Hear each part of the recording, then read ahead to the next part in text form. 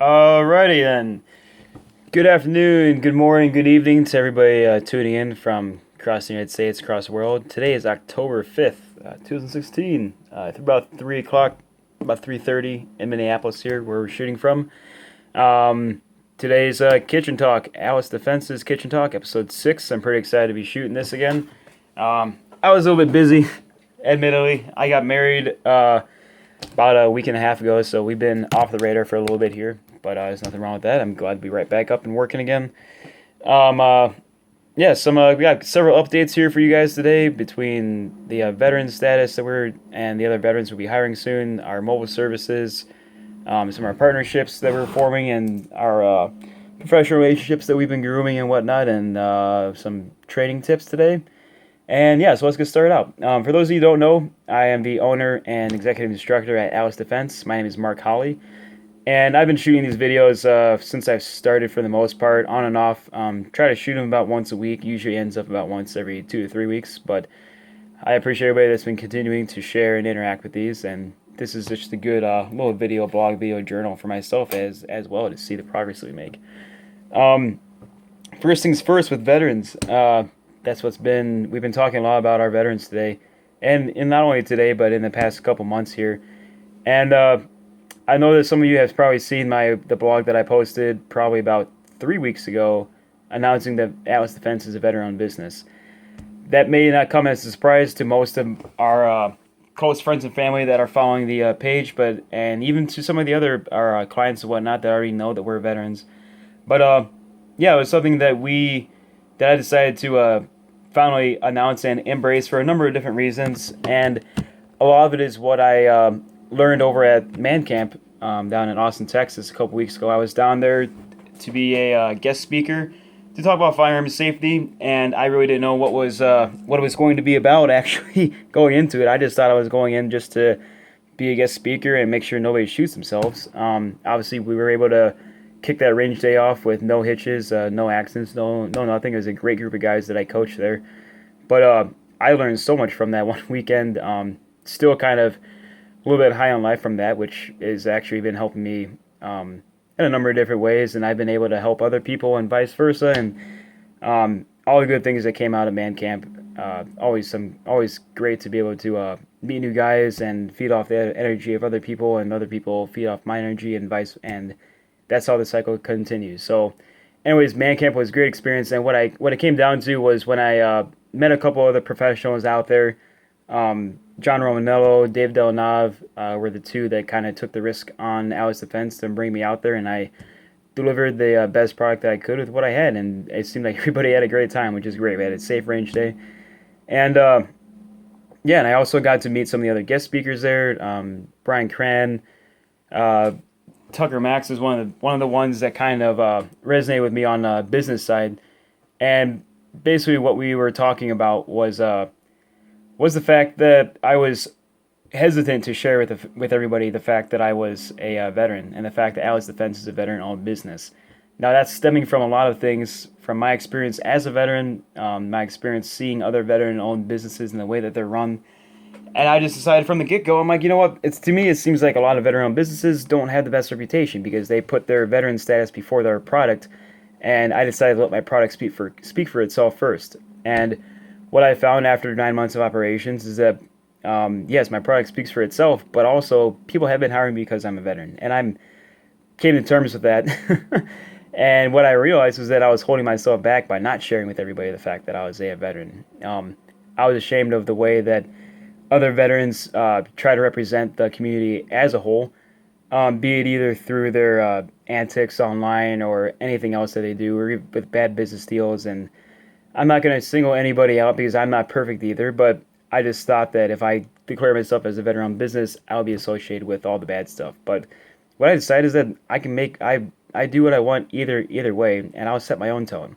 And what we're doing with Alice Defense is setting our own tone for the caliber of business and the caliber of service that a veteran-owned and veteran-operated business can accomplish. If you look at the statistics from years ago, from World War One, World War Two, Korea, Vietnam, after every one of those conflicts, we had veterans in the entrepreneurship fields, or we had veteran entrepreneurs that were making up 40% of all entrepreneurs at that given time after those conflicts. Nowadays, veterans make up less than 3% of all entrepreneurs, and I think that's a pretty shameful fact. There's lots of instances and lots of reasons as far as why those numbers aren't much higher. I witnessed that myself at the Veterans Center at the college that I go to, wherein lots of government employees will come in and suggest that we just get jobs. And when I suggest entrepreneurship or small business support or networking or anything like that, they just kind of give me a blank stare and say, "Oh, well, we've got this list of corporate sponsors here that we, want you guys would have a better job working for Target Corp, obviously, than working for yourself because you're not going to take that type of risk." What they don't know is that veterans love taking calculated risks, and we were able to take those calculated risks on the battlefield, and when we're in service, and they paid off. And what we're doing now, and what we're capable of doing now, is taking those same types of calculated risks in the business world. And it's always great to see other veteran-owned businesses that are leaning into that and are jumping into it and realizing that there is a huge market gap there where there's not enough businesses that are out there that are veteran-owned. And you know why we need these veteran-owned businesses is because we know how to run these systems as efficiently as possible within our own limits and within reason, obviously. And not to put anybody else's hard work down either, but we know how to self-organize, and how to work together quickly and efficiently to get our commander's intent done. So, that all being said, that is why I'm very excited to announce that I'll be hiring other instructors by January 1st. Is going to be our jumping off date. That'll be the date that I'll officially be able to offer classes with that will be taught by other veterans aside from myself. That's something that I've been working towards from the beginning here. And I really wasn't always quite sure how I'm going to accomplish that. But what I've realized is that I need to embrace the veteran status and bring more guys out here, because what I'm doing is repeatable by other professionals. And all those professionals, you guys already know who you are.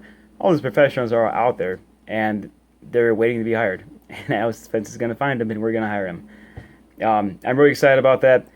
My vision for that is reaching far into the future, and I've already been meeting and talking with all these guys, my lawyer, my accountant, and all that stuff. So that's a little bit of business strategy update for everybody. We'll also be hiring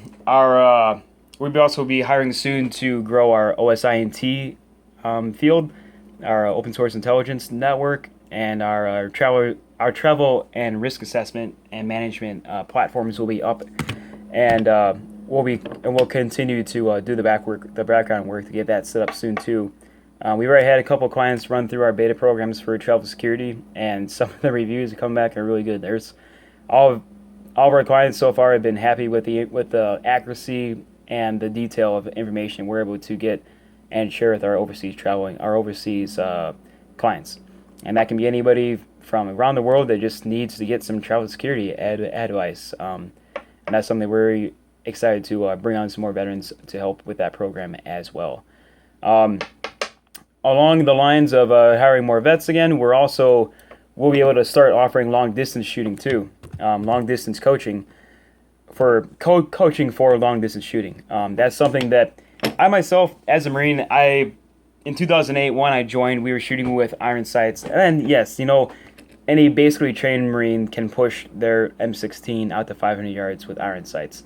I know that sounds, for some people, that sounds a little bit, out there, but then honestly, that's what we shot at. And we thought that was just, the regular max range to push your rifle out to with iron sights. Fast forward by 8 years, and all of a sudden everybody, or not everybody, but all of a sudden the popularity of long distance shooting has increased quite a bit. And I've had plenty of clients that I've had to refer out to other people or had to turn down in general because I don't consider myself a long distance, a 500 yard plus type of firearms coach, because I was not a sniper. I never claimed to be, but I know some good guys that can help you with that now, and those are the guys that I'll be hiring soon. Like I said, all this is, I don't want the word hiring to be any type of legally binding term, because it's really not. There will be guys working with me soon, either as independent contractors or as licensees. My lawyer and I are still figuring all that stuff out. But anyways, long distance shooting is going to be coming up soon, and you'll have dedicated sniper section leaders that will be able to coach you on your platform. And that kind of flows into our range club. The range club has continued to grow. I'm not going to show the name on this one, but as you can see here, we got another range club membership card that I had made recently for a client that just signed up for the range club. What was that? Yeah, him, and then another couple just signed up recently too. So that's 3 new members in last month, and these are people that are investing their time in proper training. And I think what a lot of people are starting to realize is that going to the range is just like going to the gym. If you get to a certain level, you need external resources somehow. And for some, that they may be happy with just learning and teaching themselves off of things like YouTube, for example, or even other types of training too that are not quite as official, professional, or even safe. But what people are finding though is Atlas Defense is that company that provides the professional, safe environment to progress your firearms training and to build up that confidence with your firearm by building up the competence first.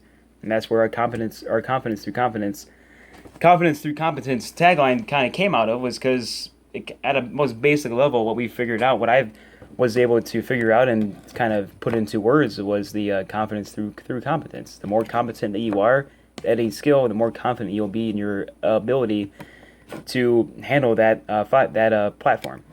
So, anyways, yes, Range Club continues to grow. I'm excited about that as well.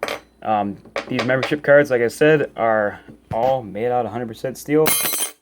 That's the sound that they make when they fall. They're made of real steel.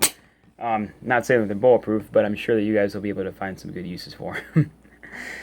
And what else do we have? Veterans in general, like I said, finally. The other reason I've been pushing this too is because a lot of things I've seen in the industry, in firearms training especially, that's my industry, is that there's a gross lack in that field of professionals, of veterans, of guys who have professionally handled firearms for a long time. And what I'm seeing right now, at least in the Twin Cities, is a lot of firearms trainers that are book educated, that are book smart. They've taken plenty of classes, they may even compete, and nothing against that type of learning.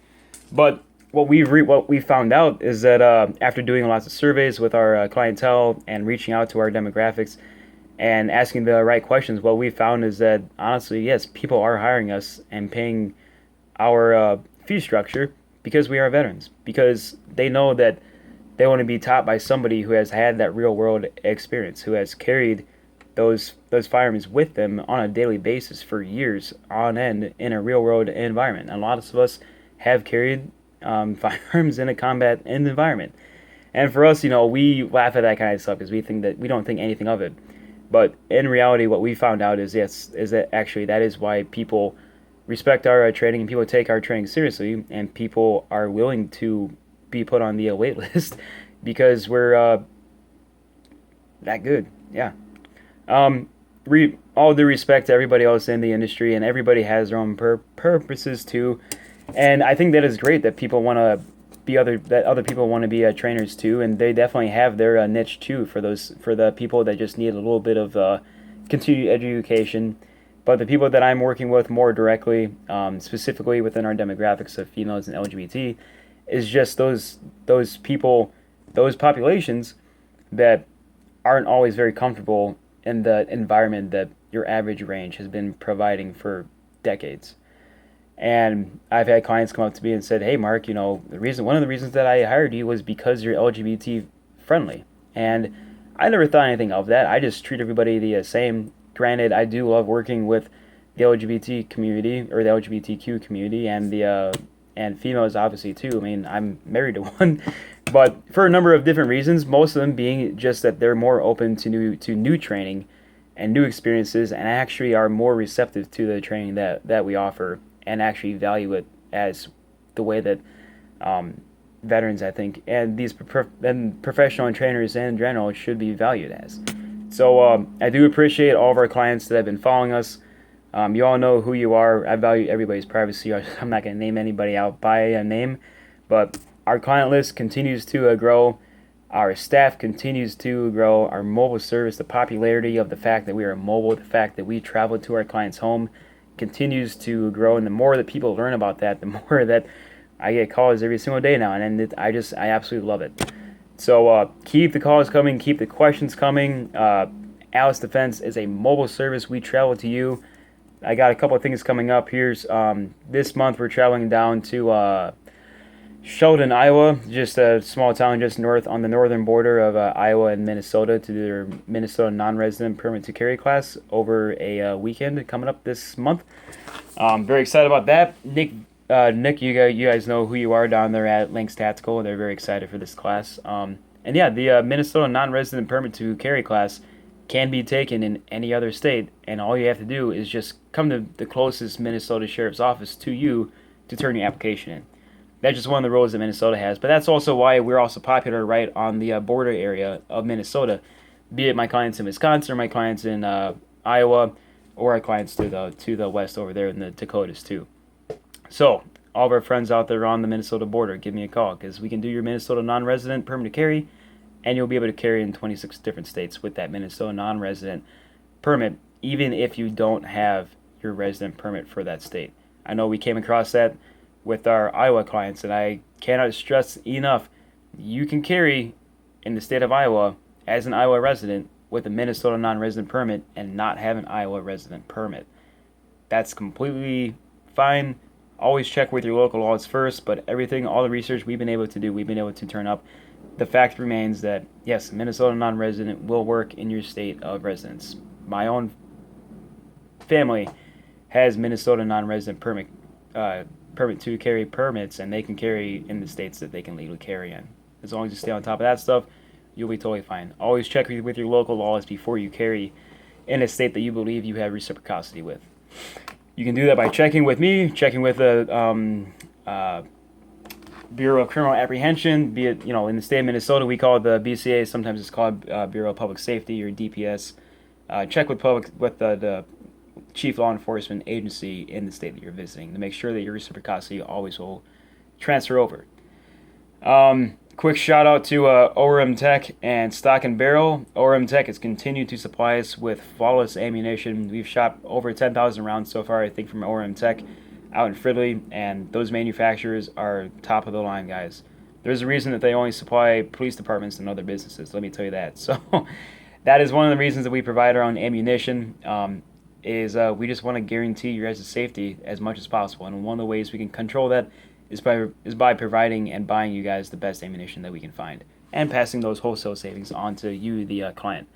Right off the bat, 9mm we get for 21 cents a round, and we pass that right on to you guys. Same thing with 40 and 45.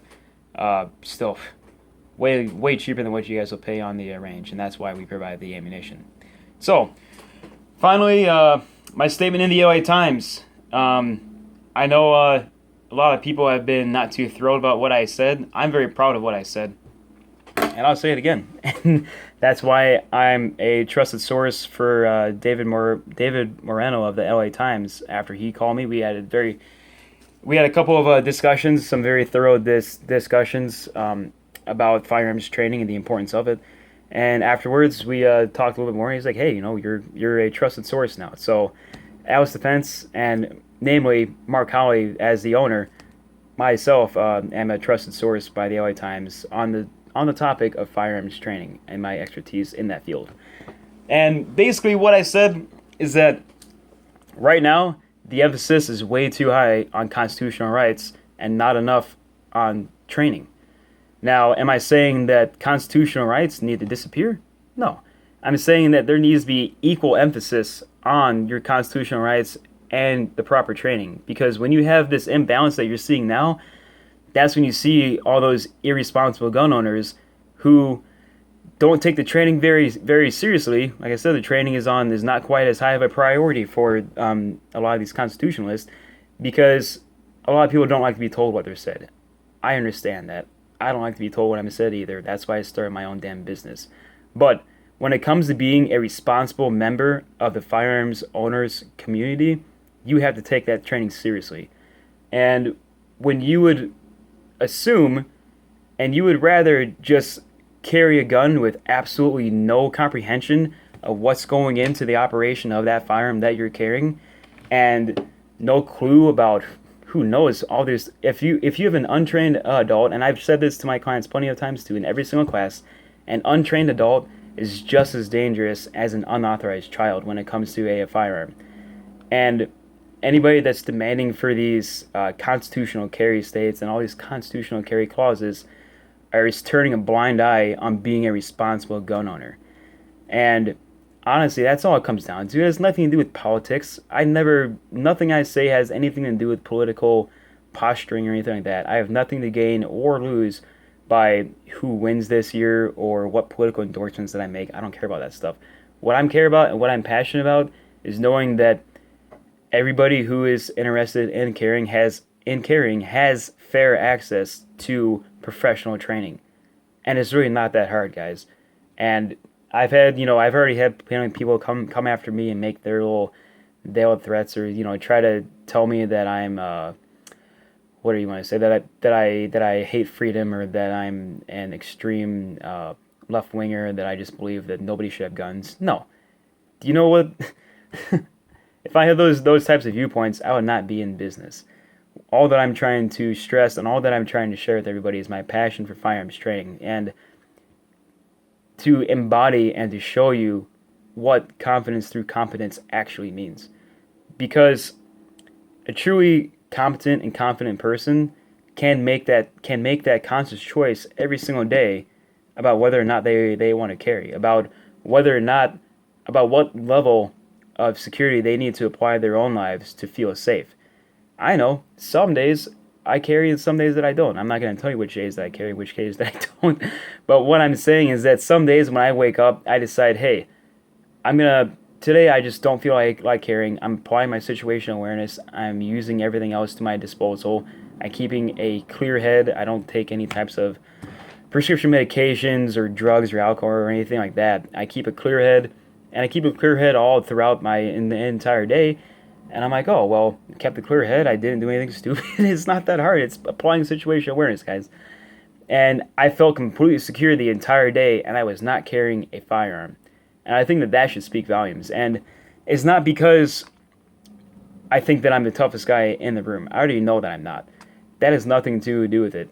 I feel comfortable in my own skin. I feel comfortable in being able to read other people and read situations to avoid or mitigate compromising situations before they happen, and to also be able to find other ways to de-escalate situations instead of going straight for the path of least resistance.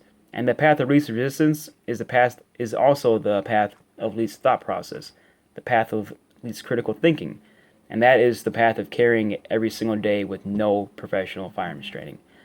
And I always say what I want to say, and that's why I've been rambling for the last 23 minutes, and I really don't care. I really want to make sure that everybody knows how passionate that I am about firearms training. And that's why I made that statement in the LA Times, and why I will continue to make those types of statements. All that I want to see is an equal emphasis on both firearms training and constitutional rights.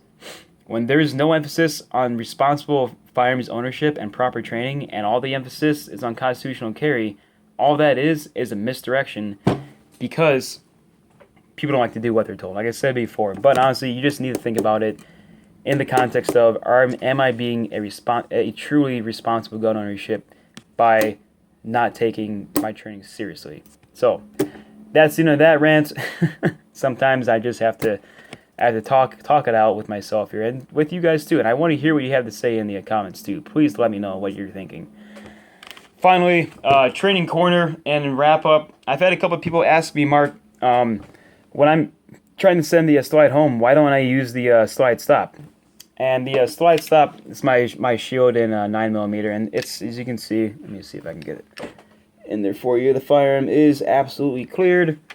No magazine in the magazine. Well, there I am over there. So, I've had some people ask me, Mark, why don't we just hit the slide release lever to send the slide home? And what my first answer is, well, that is called a fine motor skill. Now, what we're trying to do is always train more towards your strengths, and train towards your strengths not only physical strength, but your cognitive strength too. And your cognitive strengths in a high stress situation or in a potentially compromising situation is not going to be fine motor skills. A fine motor skill is something that requires you to perform some type of action with your individual phalanges, with your individual fingers. In this case, what that fine motor skill is, let me see if I can get that to show you guys there. That fine motor skill is using my thumb to hit that slide release and try to find it at the right angle to send my slide home.